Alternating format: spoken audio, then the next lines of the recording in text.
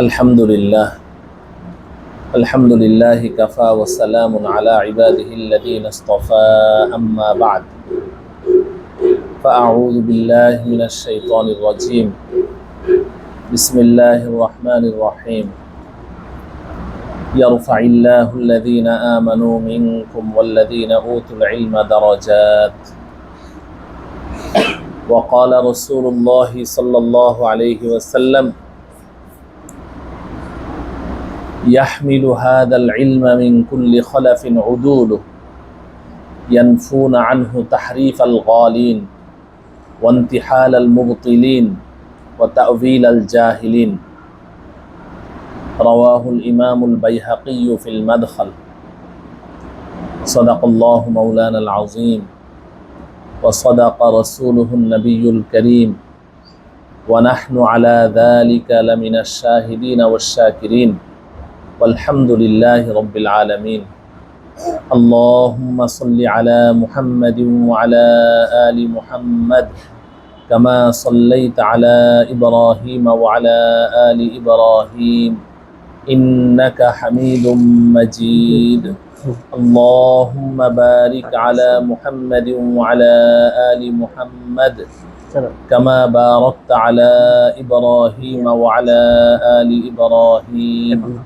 إنك حميد مجيد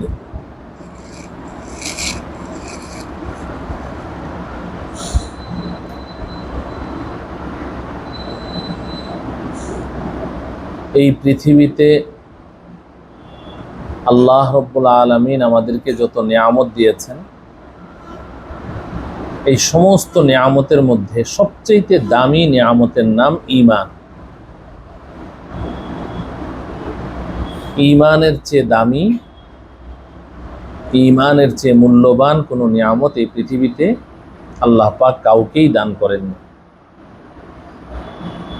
হাত্তাকে আম্বিয়ায়ে কেরাম, নবী রসুল পয়গম্বরগণ, তাদেরকে আল্লাহ রব্বুল আলামিন নবুয়ত ও রিসালাতের সর্বোচ্চ মর্যাদা দান করেছে। নবুয়ত ও রিসালাতের মর্যাদার চেয়ে উঁচু কোনো মর্যাদা এই পৃথিবীতে আছে কি? কিন্তু এই নবুয়ত ও রিসালাতের এই মর্যাদা, এটা লাভ করার জন্যও ঈমান শর্ত। এজন্য আল্লাহ রব্বুল আলামিন আমাদের নবীজিকে লক্ষ্য করে বলছেন, মা তাদরি মাল কিতাব ওয়ালাল ঈমান, মা তাদরি মাল কিতাবু ওয়ালাল ঈমান ওয়ালাকিন জাআলনাহু নূরান নাহদি বিহি মান নাশাউ মিন ইবাদিনা। আপনি জানতেন না ঈমান কি, কিতাব কি, কিছুই জানতেন না। আমি আল্লাহ ওহীর মাধ্যমে জানিয়েছি, তবেই আপনি জানতে পেরেছেন। ঈমান সবচেয়ে দামি নিয়ামত। আর ঈমানের পরে এই পৃথিবীর সর্বোচ্চ দামি নিয়ামতের নাম হলো ইলম, যা আপনারা এই প্রতিষ্ঠানে অর্জন করতে এসেছে। এটা ঈমানের পরে দ্বিতীয় সর্বোচ্চ নিয়ামত। এটা আমার বানানো কথা নয়। ইমামে শাতিবী রহমতুল্লাহি আলাইহি ওনার কিতাব আল মুওয়াফাকাত, এই কিতাবের মধ্যে উনি পরিষ্কার লিখেছেন যে ঈমানের পরে সবচেয়ে দামি নিয়ামতের নাম কি? ইলম। এবং শাইখুল ইসলাম, আমার উস্তাদ শাইখুল ইসলাম আল্লামা তাকি উসমানী দামাত বারাকাতুহু, তিনি তার বিভিন্ন মালফুজাতের মধ্যে, বয়ানের মধ্যে একাধিকবার এটা বলেছেন, সবচেয়ে দামি নিয়ামত ঈমানের পরে যে ইলম আপনারা এখানে অর্জন করতে এসেছেন। এজন্যে ইমামে বুখারী রহমতুল্লাহি আলাইহি তিনি বুখারী শরীফ শুরু করেছেন বাবুন কাইফা কানা বাদউল ওয়াহি ইলা রাসূলিল্লাহি সাল্লাল্লাহু আলাইহি সাল্লাম, এই শিরোনামে বুখারী শরীফ শুরু করেছে। যে নবীজির কাছে ওয়াহির সূচনা কিভাবে হয়েছে, নবীজির কাছে সর্বপ্রথম ওয়াহি কিভাবে এসেছে, এই শিরোনাম দিয়ে তার কিতাবটা আরম্ভ করেছে। এরপর ওয়াহির বর্ণনা দিতে গিয়ে তিনি 6টা হাদিস উল্লেখ করেছেন এই অধ্যায়ের মধ্যে, যে ওয়াহি নবীজির কাছে কিভাবে ওয়াহি আসলো। গারে হেরায় চলে গেলেন, হেরা গুহায় হযরতে জিবরিল আমিন আসলেন, নবীজিকে ইকরা বিসমি রব্বিকাল্লাযী খালাক এই আয়াত নাজিল করলেন, ইত্যাদি ইত্যাদি। এরপরে শুরু করলেন কিতাবুল ঈমান। ওয়াহির পরেই কিতাবুল ঈমান, ঈমানের আলোচনা শেষ করেই শুরু করলেন কিতাবুল ইলম। ঈমানের পরেই কিতাবুল ইলম, ইলমের অধ্যায়। প্রশ্ন জাগে যে একজন মানুষ যখন ঈমান আনয়ন করে, তো ঈমান আনয়ন করার পরে তার উপরে কিছু ইবাদাত, আল্লাহ পাকের কিছু বিধান তার উপরে আরোপিত হয়। আর ওই সমস্ত বিধানাবলীর মধ্যে সবচেয়ে গুরুত্বপূর্ণ বিধান হচ্ছে নামাজ, তাই না?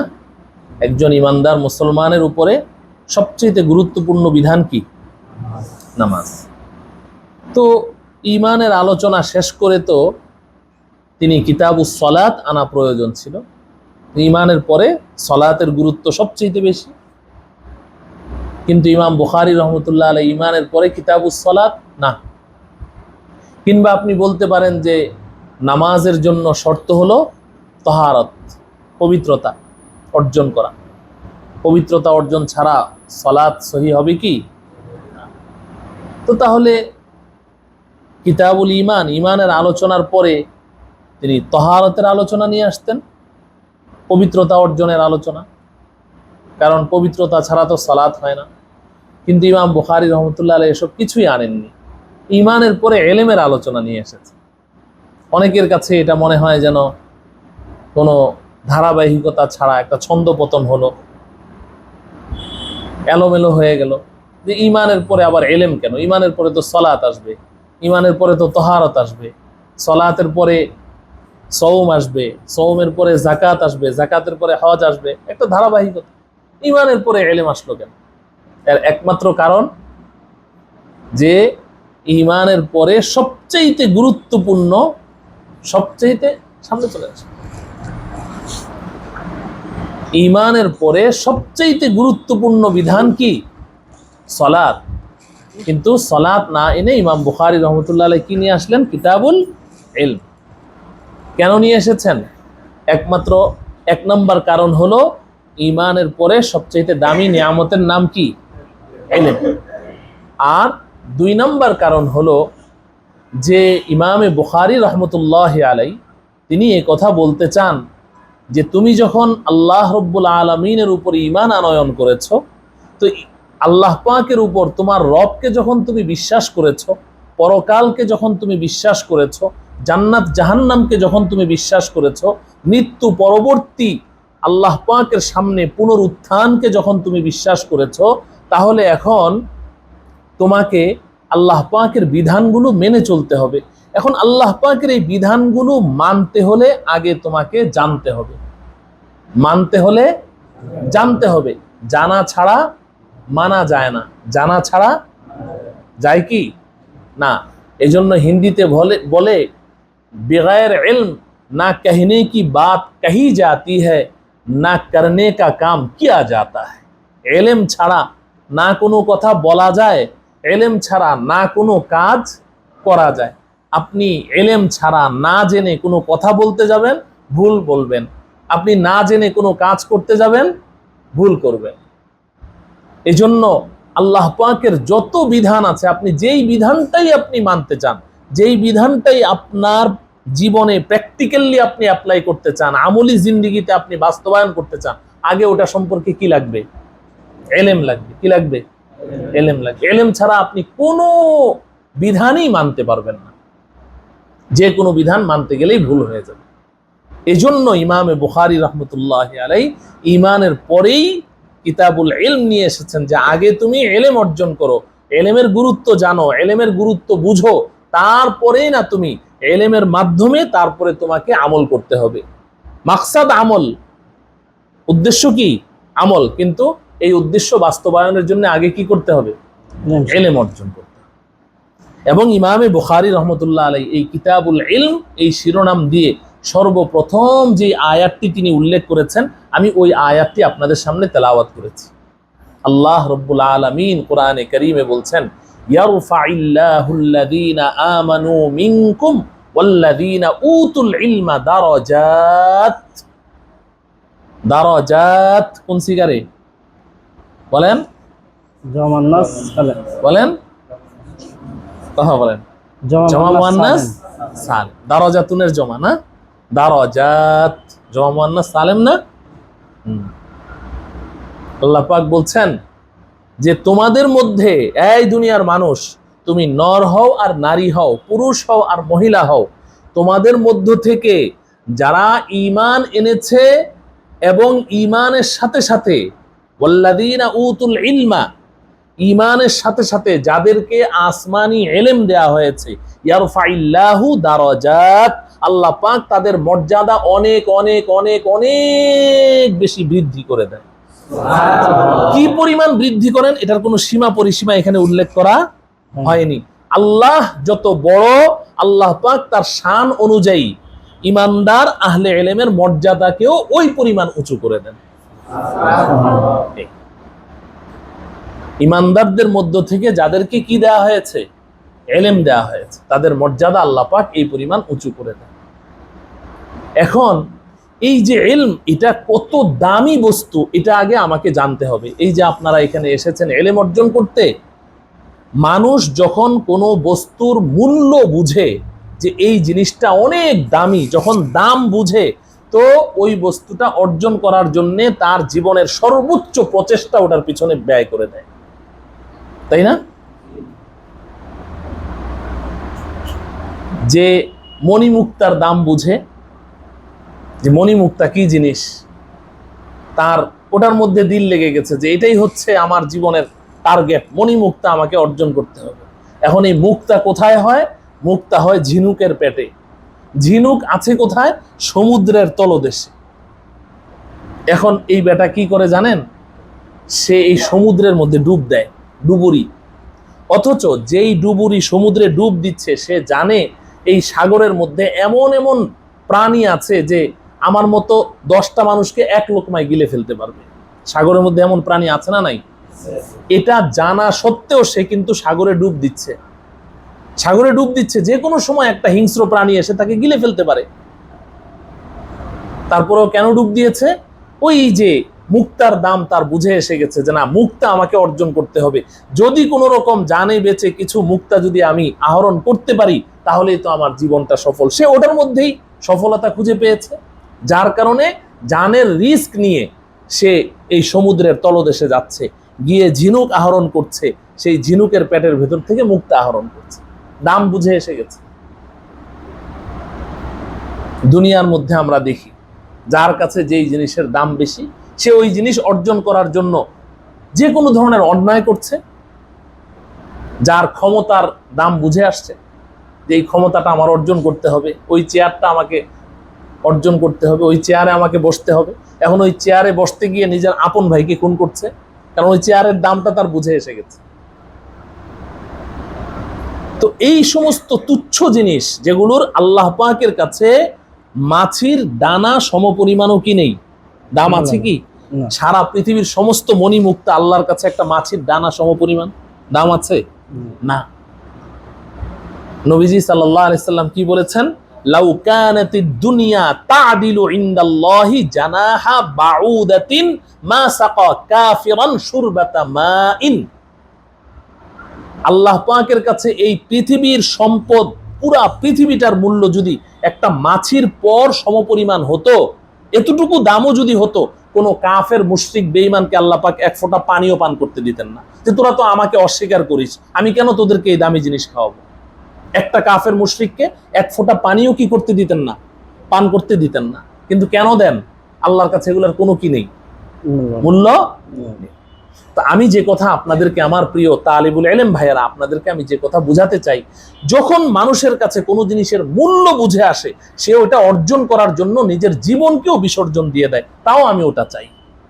যদি তাই হয়, তাহলে আমি তো আপনাদেরকে বললাম যে এই পৃথিবীর সর্বশ্রেষ্ঠ মূল্য ঈমান, আর ঈমানের জন্য সাহাবায়ে কেরাম কতটুকু নিজেদেরকে বিসর্জন দিয়েছেন সেই ইতিহাস আপনাদের সামনে আছে। ঈমানের পরে সর্বশ্রেষ্ঠ নিয়ামতের নাম কি? বলেন কি? ইলম। তাহলে ওই ইলম অর্জন করার জন্য আমরা এখানে এসেছি না?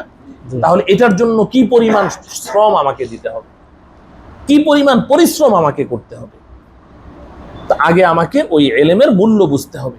বড় আফসোস হলো যে আমাদের মাদ্রাসার ছাত্ররা, কওমি মাদ্রাসার ছাত্ররা একটা হীনমন্যতার মধ্যে ভুগতে থাকে যে আমি এই পড়া পড়ছি, এই পড়া পড়ে কি হবে, এই পড়া দিয়ে কি হবে, এই মোল্লাগিরি দিয়ে কি হবে, মন খারাপ, আমার কোনো সরকারি চাকরি নাই, হ্যাঁ, আমাকে কেউ, দুনিয়ার মানুষ আমাকে দাম দেয় না, মৌলবি বলে, কাঠমোল্লা বলে, মন টন খারাপ।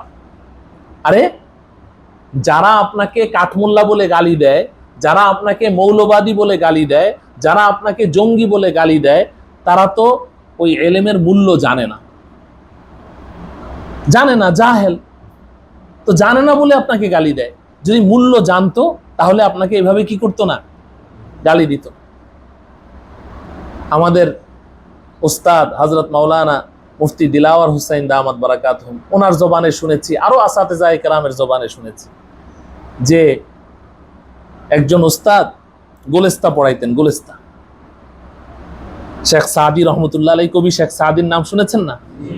ওনার কিতাব নাম কি? গোলেস্তা। পড়েছেন আপনারা? এখানে পড়ানো হয় হুজুর, মাশাআল্লাহ। তো গোলেস্তা এত মূল্যবান একটা কিতাব, ফার্সি ভাষায় এত মূল্যবান কিতাব যে অনেক বড় বড় মনীষীরা মন্তব্য করেছেন যে কোরআন শরীফ যদি আরবি ভাষায় নাজিল না হয়ে ফার্সি ভাষায় নাজিল হতো, এই গোলেস্তাটাই কোরআন শরীফ হতো। এত মূল্যবান কিতাব। তো ওই ওস্তাদ, উনি একটু রসিক টাইপের ছিলেন, ছাত্রদের সাথে হাসি মজাক করতেন। তো উনি গোলেস্তার একটা উপদেশ বাক্য বলতেন, বলতেন এটার দাম 50 লাখ টাকা। তো আরেকটা উপদেশ বাক্য বলতেন, বলতেন এটার দাম 1 লাখ টাকা, এটার দাম 50,000 টাকা। এক একটা উপদেশ বাক্য বলতেন। তো ছাত্র, অনেক ধরনের ছাত্র থাকে, কিছু বোকা শোকা ছাত্রও থাকে। তো দেখে যে এক একটা উপদেশের দাম 50,000, 1 লাখ, 2 লাখ দাম। তো একদিন সে বাসায় যাচ্ছে বাড়িতে, তো ওর স্যান্ডেলের ফিতা ছিঁড়ে গেছে। তো স্যান্ডেলের ফিতাটা ছিঁড়ে গেছে পরে মুচির কাছে গেছে যে ভাই আমার স্যান্ডেলের ফিতাটা সেলাই করে দেন। তো মুচি স্যান্ডেলের ফিতাটা সেলাই করে দিল। দেওয়ার পরে এখন মুচি বলছে আমাকে 1 টাকা দাও। তো সে করলো কি, ওই গোলেস্তার একটা উপদেশ বাক্য তাকে শোনাই দিল, যেটা ওস্তাদ বলছে 50,000 টাকা দাম। 50,000 টাকা দামি একটা উপদেশ বাক্য তাকে শুনিয়ে দিল, দিয়ে বলল ভাই আপনি তো চাইলেন 1 টাকা, আমি আপনাকে 50,000 টাকা দামি একটা উপদেশ বাক্য দিয়ে দিলাম। মুচি বলে যে ধর্মিয়া রাখো তোমার, আমার 1 টাকা, আমার 1 টাকা দাও, তোমার ওইটা দিয়ে আমি কি করবো, 1 টাকা দাও। এখন ওই ছেলের কাছে তো টাকা নাই, তো ও আরো 1 লাখ টাকা দামি আরেকটা উপদেশ শোনাই দিল, যে আমি 1 লাখ টাকা দামি একটা উপদেশ দিয়ে দিলাম, জান আপনাকে একটা বাক্য শোনাই দিলাম, তো আমার ওই সমস্ত এগুলার কোনো দরকার নেই, আমাকে 1 টাকা দাও। এগুলো আবার কি? শেষমেশ সে টাকা দিতে পারলো না, ওর স্যান্ডেলই রেখে দিল, আমার টাকা নিয়ে আসো তারপরে স্যান্ডেল দিল। তো ওর মনের মধ্যে একটা সন্দেহ ঢুকলো যে উস্তাদজি কি আমাদের সাথে মিথ্যা কথা বলছে নাকি। উস্তাদজি বললো না এটার দাম 50,000 টাকা, তো ওই মুচিকে বললাম, এদিকে আমার কোনো দামই দিল না, 50,000 টাকা দামি একটা উপদেশ বাক্য দিয়ে দিলাম, ও আমার কোনো পাত্তাই দিল না, আমার স্যান্ডেল রেখে দিল, মনটা খারাপ হয়ে গেছে।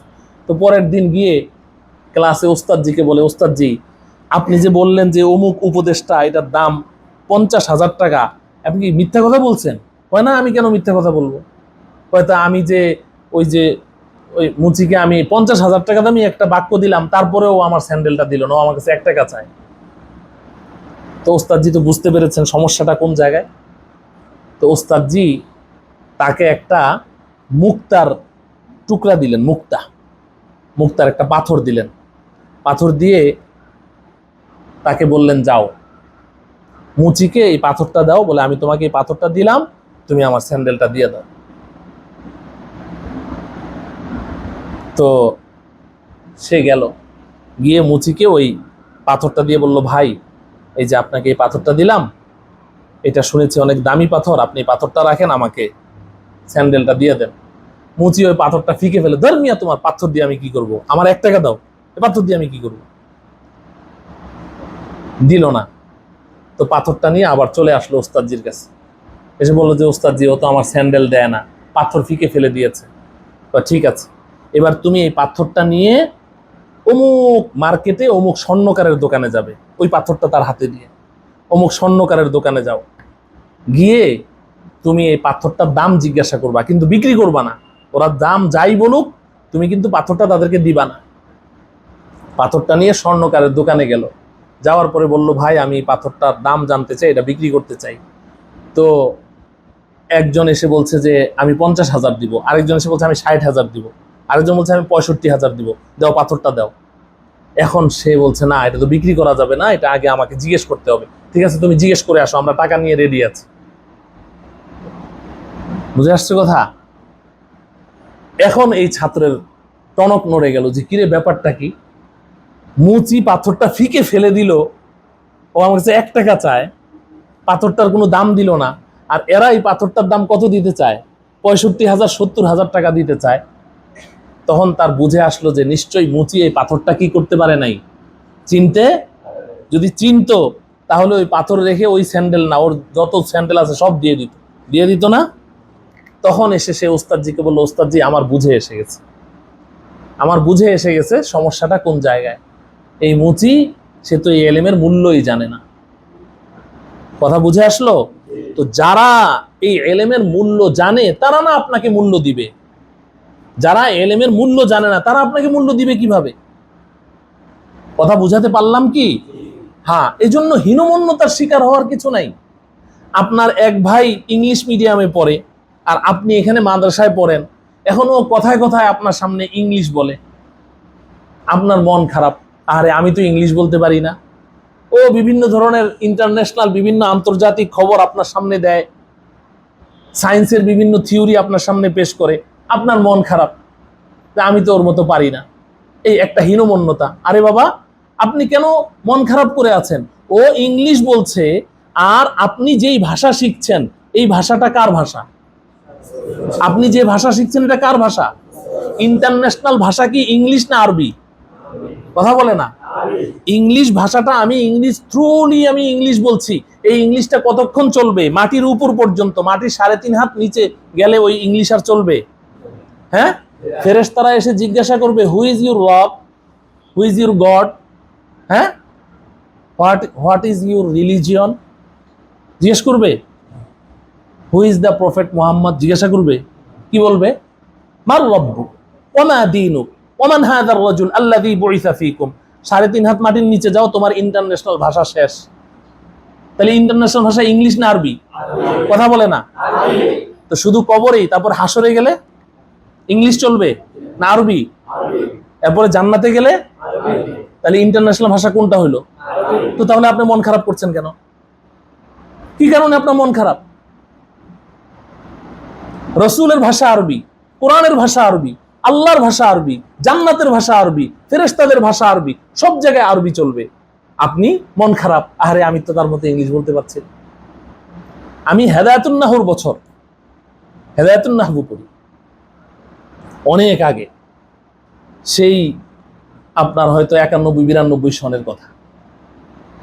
রংপুর থেকে আসছি বাসে, তো আমার পাশের সিটে এক কলেজের ছাত্র বসা।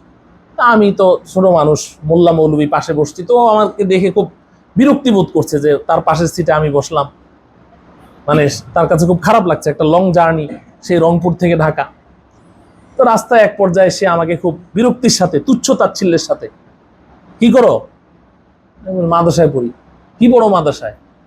তা আমি তো বুঝতে পেরেছি যে সে বয়সে আমার চেয়েও বড়, আমি ছোট, যে সে আমাকে খুব ঘৃণার চোখে দেখছে। তো যখনই বলল মাদ্রাসায় কি পড়ো, আমি বললাম যে আপনি বুঝবেন না। আমি বললাম যে আপনি বুঝবেন না। কেন বুঝবো না বলো? আমি বললাম যে হেদায়েতুন নাহু জামাতে পড়ি। ওইটা কি? আমি বললাম না আপনি বুঝবেন না? বললাম না আমি বুঝবেন না? এটা ক্লাসের নাম, এটা ক্লাস, আমি যেই ক্লাসে পড়ি ওই ক্লাসের নাম। পরে কেউ এখানে কি কি সাবজেক্ট পড়ো, আমি বললাম এগুলো তো আপনি কিচ্ছু বুঝবেন না। আমি কথা বলার সুযোগ পাইলাম, এগুলো তো আপনি কিচ্ছু বুঝবেন না। পরে বলো দেখি তুমি কি কি সাবজেক্ট পড়ো। আমি বললাম আমি ইলমুল নাহবু পড়ি, ইলমুল সরফ পড়ি, ইলমুল বালাগাত পড়ি, ইলমুল মান্তিক পড়ি, ইলমুল আদব পড়ি, ইলমু উসুলিল ফিকহ পড়ি, ইলমুল ফিকহ পড়ি। এগুলা কি? আমি বললাম এগুলো সব সাবজেক্টের নাম। বললাম না আপনি কিচ্ছু বুঝবেন না। আপনি কি পড়েন? কয় আমি সায়েন্সে পড়ি। আমি বললাম আমি তো আপনার সায়েন্স বুঝি, আপনার যে সায়েন্সে পড়েন এটা তো আমি বুঝি, আমার একটা সাবজেক্ট তো আপনি বুঝলেন না। এই আস্তে আস্তে একটু নরম হওয়া শুরু করলো। তো এরপরে সারা রাস্তায় কথা বলে, আমার অনেক আগের কথা তো মনে নেই, তো ও ইংলিশ বলে, তো আমি তো পুরাটা বুঝি না। আমি তো হেদায়েতুন নূর ছাত্র, তো কিন্তু ভাব অর্থটা বুঝি ও কি বলতে চাচ্ছে। তা আমি কখনো এটা বুঝতে দেই না যে আমি আপনার এই শব্দের অর্থটা বুঝি না, এটা তাকে আমি বুঝতে দিই না। এমন একটা ভাব নিয়ে আছি যে আমি সব বুঝতে পারছি। তো ও যখন আমার সামনে যখন পুরা বাক্যটা বলে, তা আমি আবার আরবিতে বলি, যতটুকু আরবি পারি, ভাঙ্গা ভাঙ্গা আরবি। আমাদের সময় তো আরবি এত চর্চা ছিল না, তা আমি আরবি উর্দু মিক্সড আমি বলি। তো বলার পরে ও বললা কি বললা, তাই আমি বললাম আপনি যেটা বললেন ওইটাই। এরপরে শুধু আমার একটা কথা মনে আছে, ওই সময় সে যখন গাড়ি থেকে নামার সময় আমাকে সে বলছে যে তোমার সাথে লং টাইম টকিং করে আমি খুব প্রাউডনেস ফিল করছি। তা আমি সাথে সাথে বললাম আপনার সাথে মুদ্দাতে তবিলা মুকালামা করে আমি খুব সুরুর মাহসুস করছি। আপনার সাথে মুদ্দাতে তবিলা মুকালামা করে আমি খুব সুরুর মাহসুস করছি। কি বললে? আপনি যেটা বললেন ওইটাই বললাম। তো তাহলে কেন মন খারাপ তোমার? কি কারণে মন খারাপ? তো আমাদের তালিবুল ইলমদের এই একটা সমস্যা না। আমার প্রিয় তালিবুল ইলম ভাইয়েরা, পৃথিবীর সবচেয়ে মূল্যবান বস্তু আপনি অর্জন করতে এসেছেন। আপনি জানেন এটা কত দামি জিনিস? এই যে ইলমে ওয়াহি আপনি অর্জন করতে এসেছেন, আপনি যে কোরআনের ইলম অর্জন করতে এসেছেন, এটা কত মূল্যবান জিনিস আপনি কি জানেন? হযরতে জিবরাইল আলাইহিস সালাম যে হেরা গুহায় আসলেন, নবীজি হেরা গুহায় যাতায়াত করছেন। বুখারী শরীফের সহিহ বুখারীর 3 নম্বর হাদিস। নবীজি হেরা গুহায়, নবীজি বলেন যে আমি হেরা গুহায় বসে আছি, হঠাৎ করে জিবরাইল আলাইহিস সালাম আমার সামনে আসলেন, এসে আমাকে বলছেন ইকরা, আপনি পড়ুন। নবীজি বললেন মা আনা বিকারিইন, আমি তো পড়তে জানি না। তো নবীজি যখন বললেন মা আনা বিকারিইন, আমি পড়তে জানি না, সাথে সাথে নবীজি বলছেন ফা আখাযানি ফাগাত্তানি হাত্তা বালাগা মিন্নিল জুহদু, আমি এই কথা বলার সাথে সাথে জিবরাইল আমাকে জড়িয়ে ধরলো এবং এত জোরে চাপ দিল যে আমার জানটা বের হয়ে যাওয়ার উপক্রম হয়ে গেছে। এত জোরে জিবরাইল আমাকে চেপে ধরলো, চেপে ধরে আবার ছেড়ে দিলেন, দিয়ে বললেন ইকরা, আপনি পড়ুন। নবীজি বললেন মা আনা বিকারিন, আমি তো পড়তে জানি না। নবীজি বলেন ফা আখাযানি সানিয়ান ফাগাত্তানি হাত্তা বালাগা মিন্নিল জুহদ, আবারও আমাকে সজোরে চেপে ধরলেন, আবারও চাপ দিলেন এবং আবারও আমার একই অবস্থা, জান বের হওয়ার উপক্রম। এইভাবে তিনটা চাপ দিয়ে জিবরাইল যখন ছেড়ে দিলেন, এবার নবীজি ফরফর করে পড়তে শুরু করে দিলেন। হুকামায়ে ইসলাম লিখেছেন যে যেই মানুষটা এতক্ষণ পর্যন্ত বলছেন মা আনা বিকারিইন মা আনা বিকারিইন মা আনা বিকারিইন, আমি পড়তে জানি না পড়তে জানি না পড়তে জানি না, এখন কিভাবে পড়ছে? এতক্ষণ না বললেন পড়তে জানি না, এখন কিভাবে পড়ছে? তো মুহাদ্দিসিন কেরাম তো এর অনেকগুলো কারণ উল্লেখ করেছেন। হুকামায়ে ইসলামগণ একটা কারণ, এটা আপনাদের সারা জীবন মনে রাখবেন।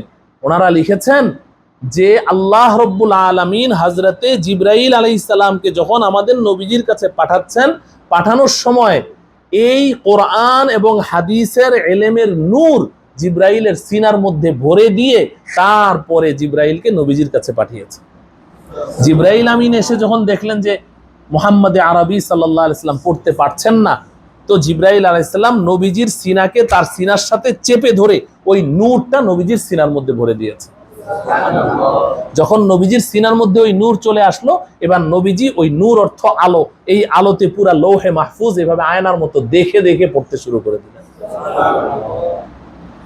তাহলে এই নূরটা জিবরাইলের সিনার ভিতর থেকে নবীজির সিনার মধ্যে এসেছে, এই নূরটাকেই ইলমে কোরআন বলা হয়, এই নূরটাকেই ইলমে হাদিস বলা হয়, এই নূরকে ইলমে শরীয়ত বলা হয়, ইলমে তরিকত বলা হয়, ইলমে মারিফাত বলা হয়, আপনি যা বলবেন, ইলমে দ্বীন বলা হয়, ইলমে ওয়াহি বলা হয়। ওই নূরটুকু, যেই নূরটি জিবরাইল আলাইহিস সালাম তার সিনা থেকে নবীজির সিনায় ভরে দিয়েছিলেন।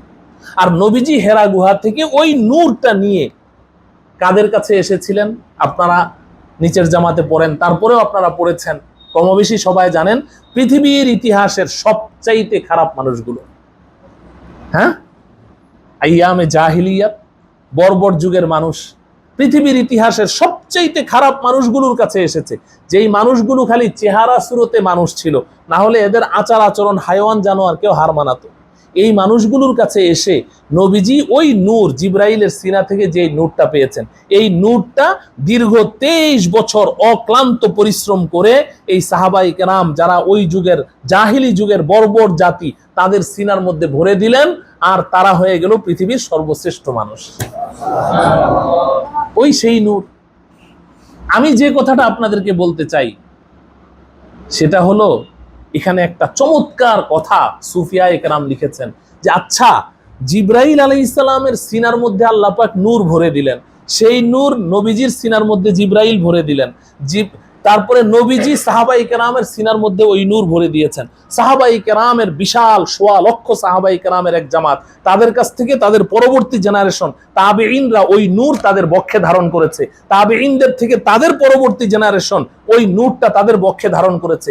এইভাবে সিনা বা সিনা প্রত্যেকটা পূর্ববর্তী প্রজন্মের কাছ থেকে পরবর্তী প্রজন্ম তাদের সিনায় এই নূরটা ধারণ করেছে। বর্তমান সময়ে আমাদের আসাতেজায়ে কেরাম, উস্তাদগণ যারা আছেন, তাদের সিনার মধ্যে এই নূরটা আছে। ওই নূরটা আহরণ করার জন্য আমরা এই মাদ্রাসায় এসেছি, ঠিক কিনা?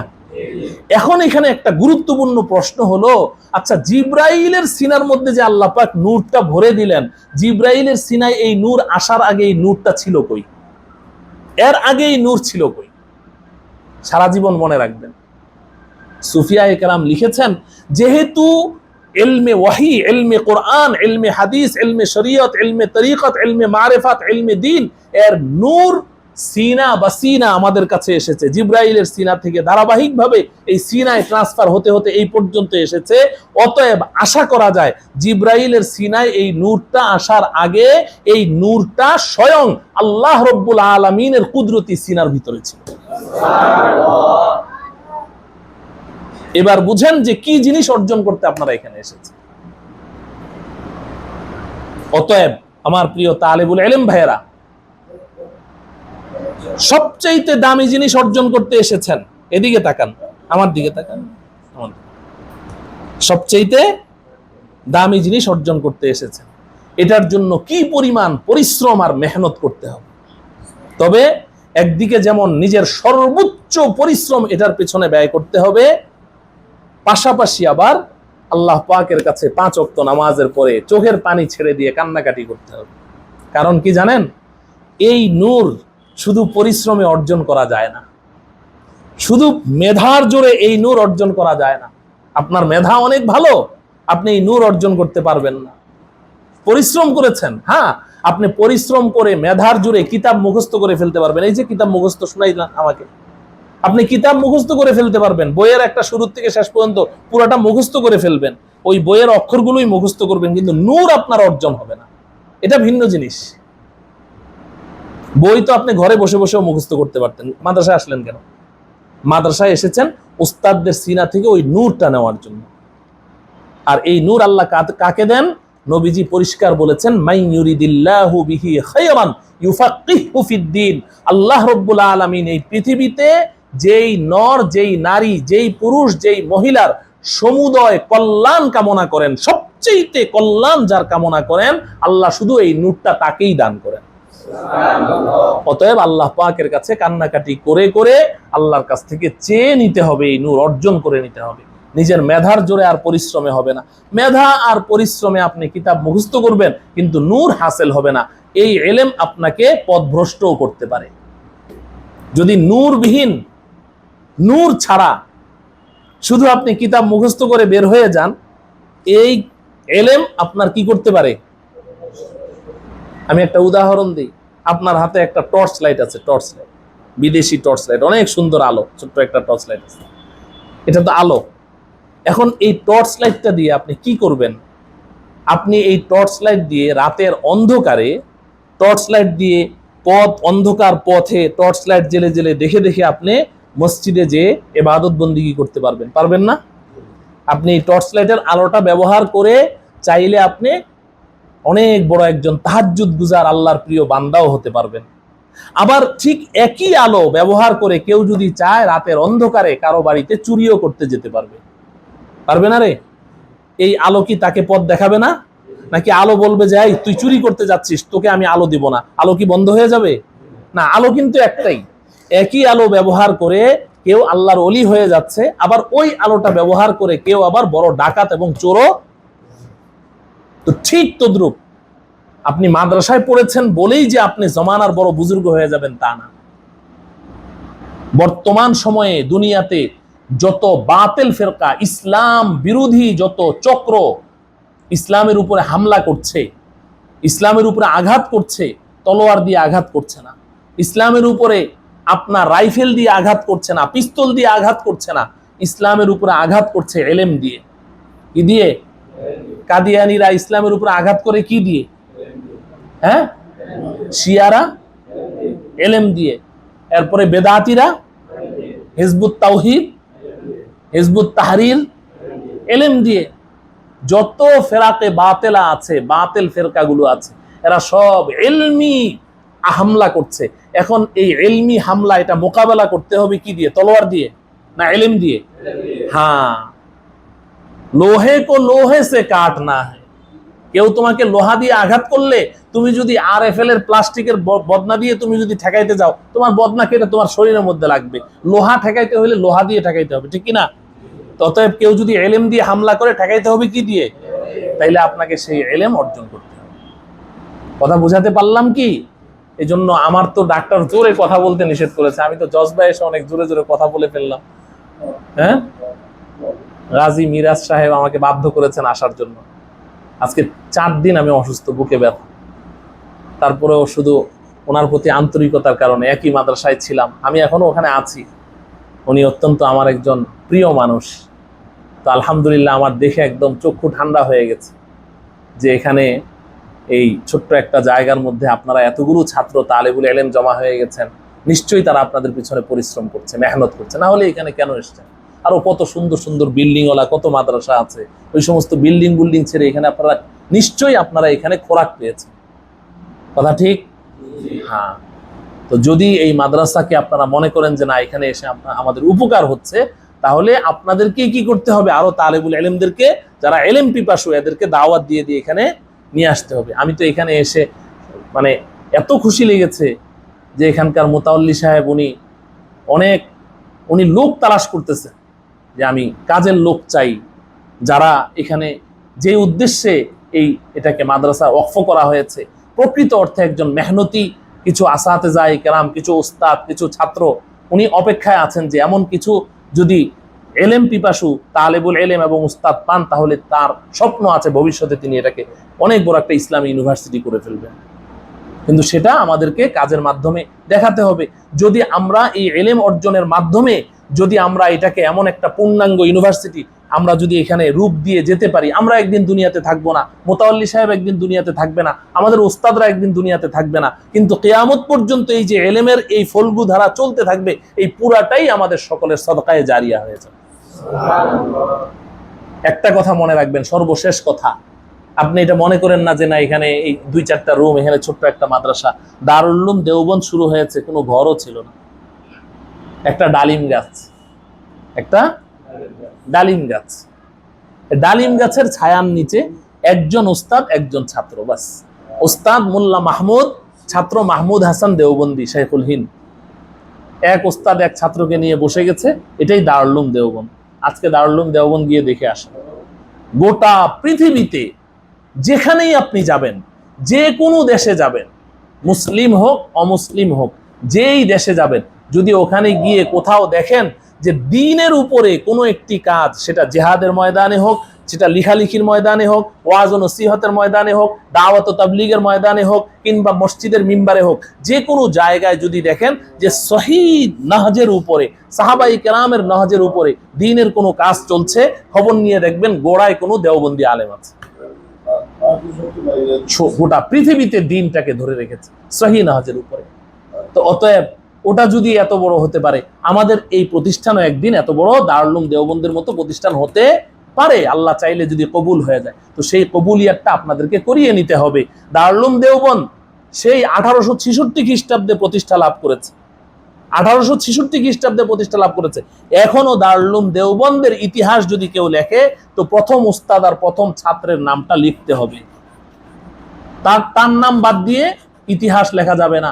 দারুল উলুম দেওবন্দের যে 6 জন প্রতিষ্ঠাতা তাদের নামের পাশে ওই প্রথম ছাত্রের নাম উল্লেখ করতে হবে, না হলে ইতিহাস অসম্পূর্ণ থেকে যাবে।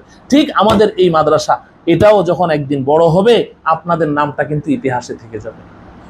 অতএব আপনাদেরকে সেইভাবে নিজেদেরকে গড়তে হবে।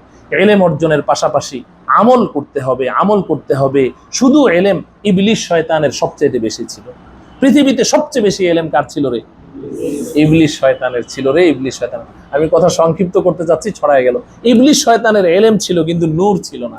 ওই যে নূরটার কথা বললাম, ওই নূর ছিল না। তো ওই এলেম কি তাকে সঠিক পথে রেখেছে নাকি বেঠিক পথে? তাকে গোমরাহ করেছে তার এলেম। সর্বপ্রথম আল্লাহ পাকের বিধানের বিরুদ্ধে যুক্তি পেশ করেছে ইবলিস শয়তান। না রে, সর্বপ্রথম আল্লাহর বিধানের বিরুদ্ধে যুক্তি কে পেশ করেছে? ইবলিস শয়তান। মা মানাআকা আল্লা তাসজুদা ইযা আমারতুক, আমি বললাম সেজদা করতে, সেজদা করলি না কেন? ক্বালা আনা খায়রুম মিন খলাকতানি মিন নার ওয়া খলাকতাহু মিন তিন, আমি কেন সেজদা করব? আমি তো ওর চেয়ে শ্রেষ্ঠ। আপনি আমাকে তৈরি করলেন আগুন দিয়ে, ওকে তৈরি করলেন মাটি দিয়ে। আগুন তো মাটির চেয়ে শ্রেষ্ঠ। আগুনের স্বভাব হলো ঊর্ধ্বমুখী, মাটির স্বভাব নিম্নমুখী। ঊর্ধ্বমুখী স্বভাব যে, সে শ্রেষ্ঠ, আমি কেন তাকে সেজদা করতে? যুক্তি পেশ করেছে। আল্লাহর বিধানের বিরুদ্ধে সর্বপ্রথম যুক্তি ইবলিস শয়তান পেশ করলো। কিসের জোরে? এলেমের জোরে। কিসের জোরে রে? হ্যাঁ, এই জন্য নূরবিহীন এলেম, এটাকে ইলমে দর বলা হয়। যেন সবসময় আল্লাহর কাছে দোয়া করতে হবে, আল্লাহুম্মা ইন্নী আসআলুকা ইলমান নাফিআ, আল্লাহ আমি উপকারী এলেম চাই, ক্ষতিকারক এলেম থেকে আপনার আশ্রয় চাই। যেই এলেম আমাকে পথভ্রষ্ট করবে, যেই এলেমের মাধ্যমে আমি উম্মতকে পথভ্রষ্ট করব, ওই এলেম থেকে আমি আপনার আশ্রয় চাই, পানা চাই। এই দোয়া আল্লাহর কাছে করতে হবে। ঠিক আছে তো ইনশাআল্লাহ? আল্লাহ রাব্বুল আলামিন আমাদের এই মাদ্রাসাকে কিয়ামত পর্যন্তের জন্য কবুল করেন। এই মাদ্রাসার যিনি প্রতিষ্ঠাতা মোতাওয়াল্লি, আমি শুনেছি উনি মরহুম হয়ে গেছেন, ওনার সাহেবজাদা এখন এটার তত্ত্বাবধান করছেন। আল্লাহ রাব্বুল আলামিন সেই মরহুম মোতাওয়াল্লি সাহেবকে জান্নাতুল ফেরদাউস নসিব করেন। ওনার যে সুযোগ্য সন্তান এই মাদ্রাসাটাকে এত সুন্দর করে সাজানোর একটা পরিকল্পনা করেছেন, আল্লাহ তাআলা তাকে সিহত ও আফিয়াতের সাথে হায়াতে তৈয়বা নসিব করেন। আল্লাহ তাআলা তাকে মৃত্যু পর্যন্ত দ্বীনের খাদেম বানিয়ে রাখেন। আল্লাহ রাব্বুল আলামিন এই মাদ্রাসার সমস্ত উস্তাদ ছাত্রদেরকে কবুল করেন এবং যে অসম্পূর্ণ কাজগুলো আছে আল্লাহ তার কুদরতি খাজানা থেকে এটাকে পুরা করে দেন। ওয়া সাল্লাল্লাহু তাআলা আলা সাইয়্যিদিনা মুহাম্মদ ওয়া আলা আলিহি